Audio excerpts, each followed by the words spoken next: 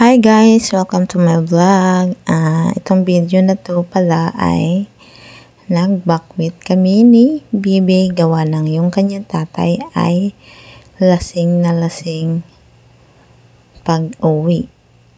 At syempre, dahil maliit pa nga si Bibi, kailangan nating masigurado yung kanyang safety. So, ang ginawa ko ay binuhat ko si Bibi at dito na kami sa baba natulog. Kasi pag once lasing yung papa niya guys, ay nako po, sasakopin ang buong kama. Kaya no choice talaga kundi lumipat kami ni Bibi kasi ayoko na maipit siya dahil nga 2 buwan pa lang po yan si Bibi. And syempre, inuuna ko ang kanyang safety para hindi siya masaktan.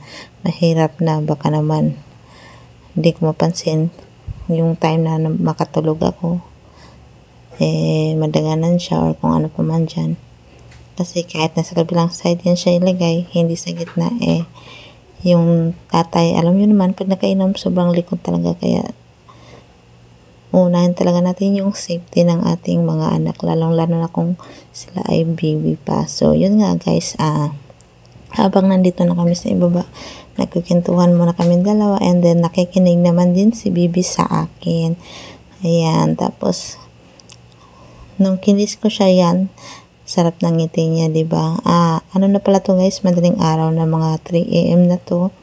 Ayan, hindi pa kami natutulog kasi nga nagkukintuhan pa kami dalawa. Syempre naman, kahit hindi pa marunong magsalita si Bibi, nakikinig naman siya sa akin sa mga sinasabi ko sa kanya, sa mga kinikwento ko sa kanya. Ayan.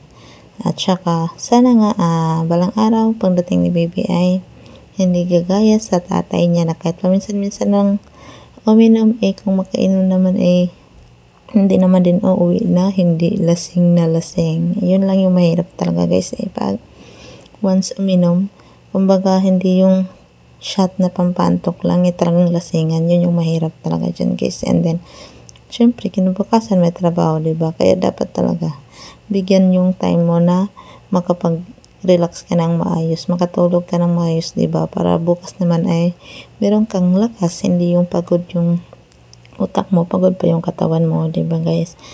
Sigurado ako maraming nanay ang relate dyan, lalong-lalo na pagdating sa mga anak. Kaya kung nagustuhan nyo po yung video na ito guys, huwag nyo pong kalimutan mag-like, comment, share, and subscribe. At pag-subscribe na rin po ang aking YouTube channel guys na Juicy June Australian. And then paki-follow na rin po ang aking Genial Vlog na page. So yun lamang guys. Thanks for watching. Hanggang dito na lamang nagtatapos ang aking video guys. Salamat ng marami sa inyong lahat. Bye and God bless. Ingat po kayo palagi. Huwag pong kalimutan magdasal palagi guys.